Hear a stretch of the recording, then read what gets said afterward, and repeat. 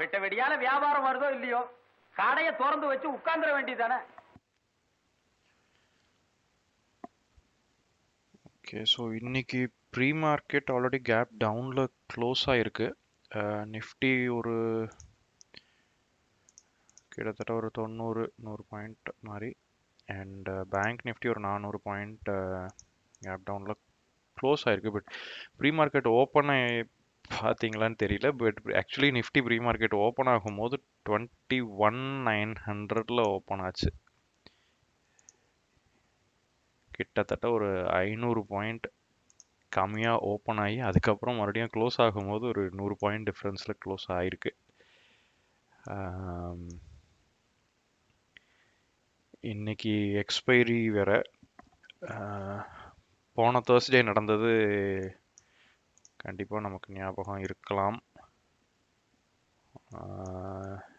இந்த ஃபால் எங்கே இது, இந்த 120க்கு ஒரு 200 பாயிண்ட் ஃபால் இருந்தது. அதெல்லாம் கண்ணு முன்னால வந்து போமா இல்லையா? ஸோ நார்மலி தேர்ஸ்டேஸ் நமக்கு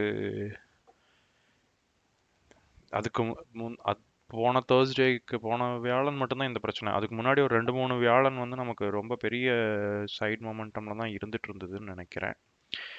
ஸோ எனிவே நம்ம இன்ட்ராடே தான் பண்ணுறோம் அப்படின்னாலும் might be risky today. So நம்ம எதுக்கும் கொஞ்சம் பொறுமையாகவே போகிறது நல்லது. ஸோ கீ லெவல்ஸ் எனக்கு இன்னைக்கு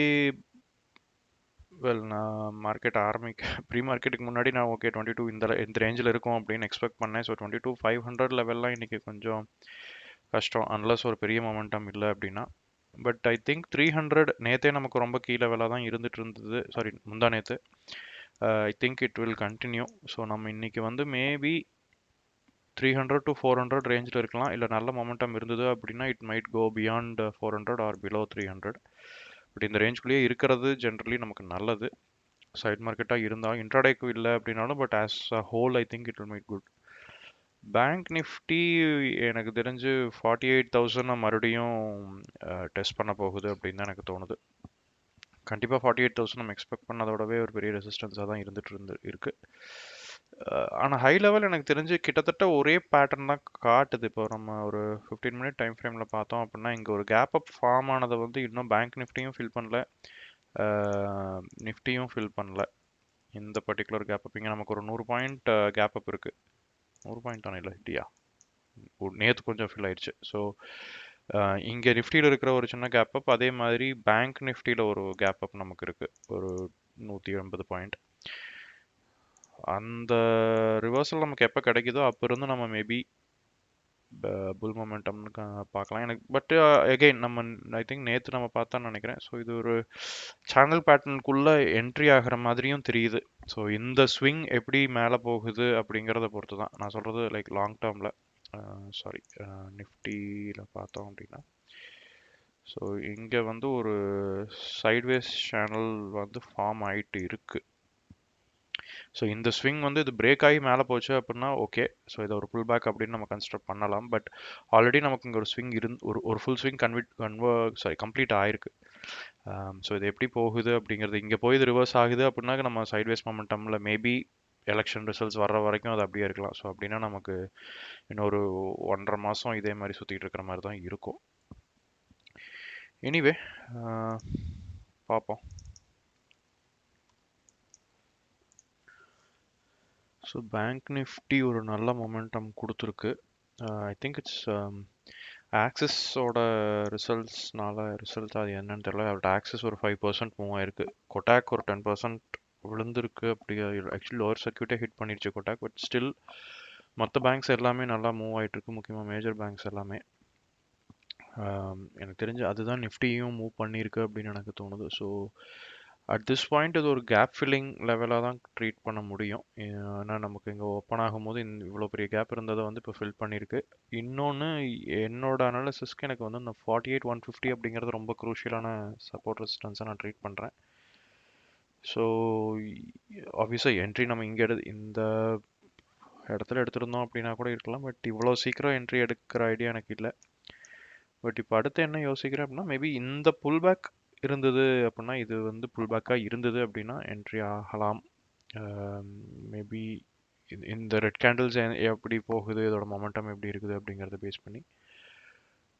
இல்லை இப்போ நிஃப்டி வந்து 400 பிரேக் பண்ணது இப்போ 1 or 2 கேண்டில்ஸில் அப்படின்னா கண்டிப்பாக பேங்க் நிஃப்டியும் கொஞ்சம் மூவ் ஆகிறதுக்கான சான்சஸ் இருக்குது. இல்லை இன்னொரு ஆப்ஷன், இன்னொரு சான்ஸ் என்ன அப்படின்னா, இவ்வளோ பெரிய மொமெண்டம்க்கு அப்புறம் கொஞ்சம் கன்சல்டேட் ஆகலாம். ஸோ எனக்கு தெரிஞ்சு இந்த லெவல் எப்படி ஒர்க் ஆகுதுங்கிறத பொறுத்து தான் நம்ம ட்ரேட் போக முடியுமா முடியாதா அப்படின்னு. சிஇ சைடுக்கு. பிஇ சைடு அப்படின்னா நம்ம வெயிட் பண்ணணும். அதுக்கு கண்டிப்பாக நமக்கு ஒரு ரிவர்சல் தெரியணும்.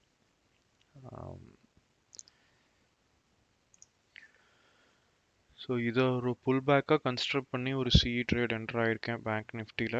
நிஃப்டி இன்னைக்கு போக வேண்டாம் அப்படின்னு யோசிக்கிறேன், எக்ஸ்பைரி டே அப்படிங்கிறதுனால.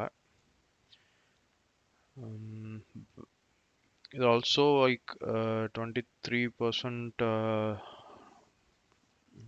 Pull back. ஸோ இது ஃபர்தராக இந்த மொமெண்டம் கண்டினியூ ஆகும் அப்படின்னு எக்ஸ்பெக்ட் பண்ணுறேன். அப்படின்னா நமக்கு 300 ஒரு டார்கெட்டாக இருக்கலாம். ஸ்டாப் லாஸ் ரொம்ப டைட்டாக தான் வைக்கணும், ஏன்னா ஆல்ரெடி நான் இந்த வீக் கொஞ்சம் நிறைய லாஸில் இருக்கிறதுனால ஒரு 10% ஸ்டாப் லாஸ் மட்டும் வைக்கலாம் அப்படின்னு யோசிச்சுட்டு இருக்கேன். எக்ஸ்பெக்ட் பண்ண மாதிரியே தான் மூவ் ஆயிருக்கு. நல்ல ஒரு ப்ரீமியம் ஸ்பைக் இந்த கேண்டில் கிடைச்சிருக்கு.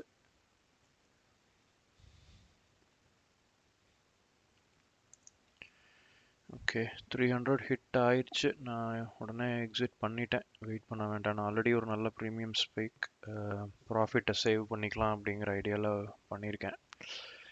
இட் மைட் மூவ், பட் அப்படி இருந்தது அப்படின்னா நம்ம இன்னொரு ட்ரேட் கூட மறுபடியும் எடுக்கலாம். பட் இந்த ப்ராஃபிட் வந்து எனக்கு சேவ் பண்ணணும் அப்படிங்கிறது எனக்கு இன்றைக்கி முக்கியமான ஸ்ட்ராட்டஜியாக இருந்தது. முக்கியமாக லைக் ஆல்ரெடி ஆயிருந்த லாஸ்னால.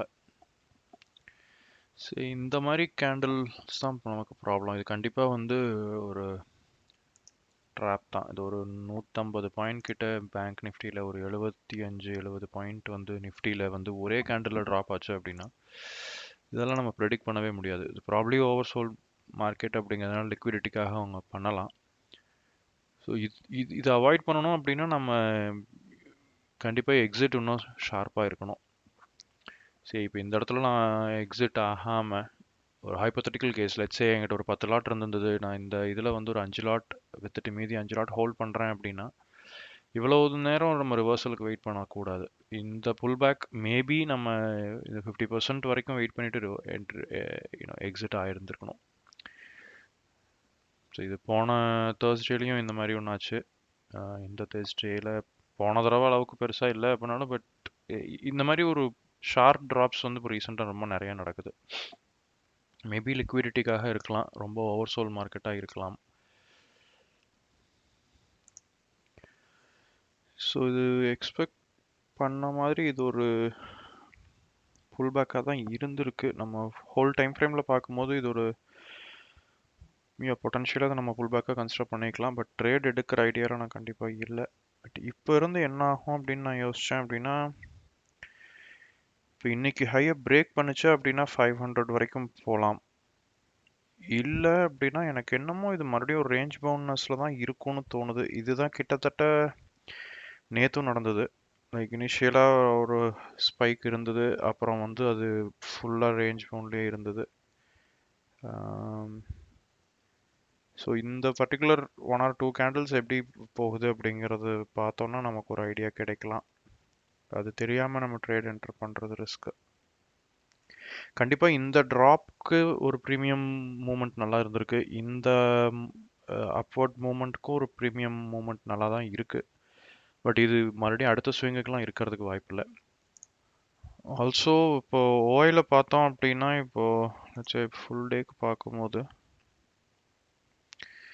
ஸோ இப்போ கரண்ட் லெவலில் இருந்து நம்ம இப்போ 300, 400, 500 எல்லாத்துலேயுமே வந்து கால் ரைட்டர்ஸ் தான் டாமினேட் பண்ணிட்டுருக்காங்க.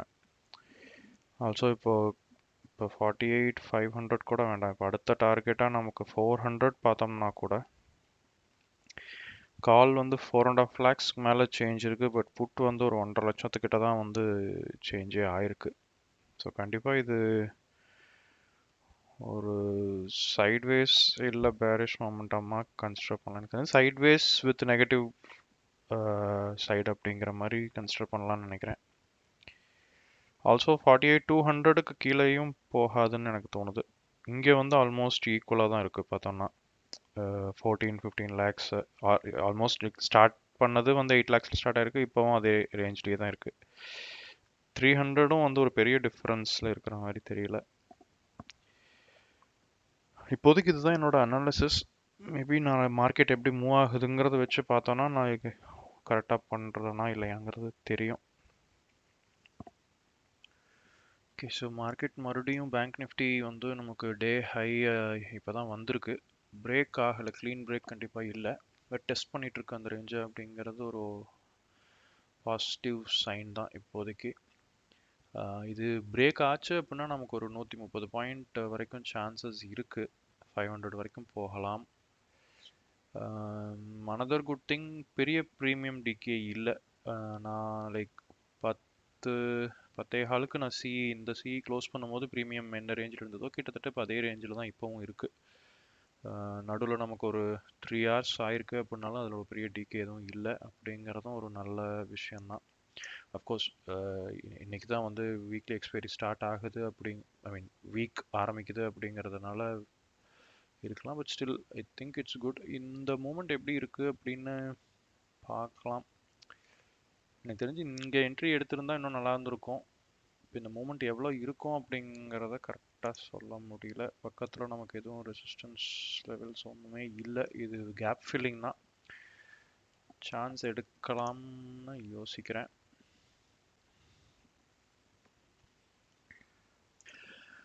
ஓகே, ஆக்சுவலி இப்போ நான் என்ன யோசிக்கிறேன் அப்படின்னா, நிஃப்டி வந்து டே ஹை பக்கத்தில் இருக்குது.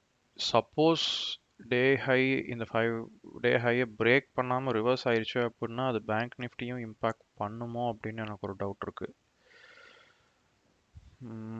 ஓப்பன் இன்ட்ரெஸ்ட் எப்படி இருக்குதுன்னு பார்த்தோம். இப்போ பேங்க் நிஃப்டியோட ஓப்பன் இன்ட்ரெஸ்ட் பார்த்தோம்னா கண்டிப்பாக 500 கிராஸ் பண்ணணும் அப்படின்னு சொல்லவே முடியல. ஏன்னா ரொம்ப ஜாஸ்தியான கால் ரைட்டர்ஸ் அங்கே இருக்காங்க. வேறஸ் புட் ரைட்டிங் பார்த்தோம்னா 300ல் ஈக்குவலாக இருக்குது. So it's still a fight. But ஆனால் 400ல் பார்த்தோம்னா கூட கால் ரைட்டிங் கொஞ்சம் ஜாஸ்தி இருக்குது. நிஃப்டி 22,500ல் ரொம்ப ஹெவியான கால் ரைட்டிங் இருக்குது. 400 to 500 ரேஞ்சாக தான் மெயின்டைன் ஆகுது.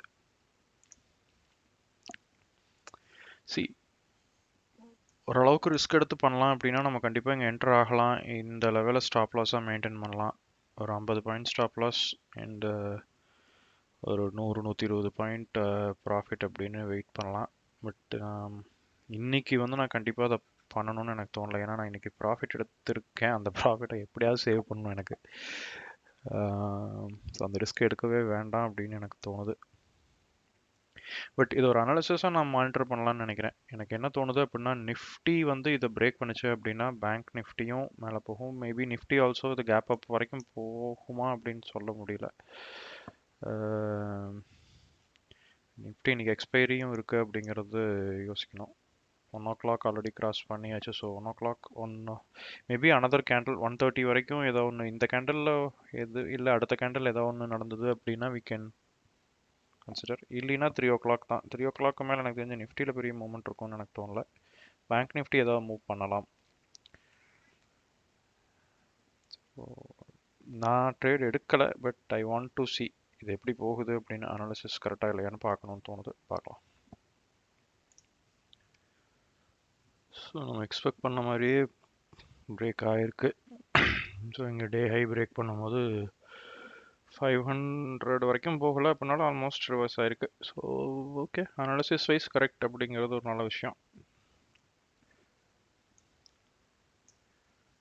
அதான் நான் சொன்ன மாதிரி இதுக்கு மேலே நான் ட்ரேட் எடுக்க போகிறதில்ல. I think I will close for the day.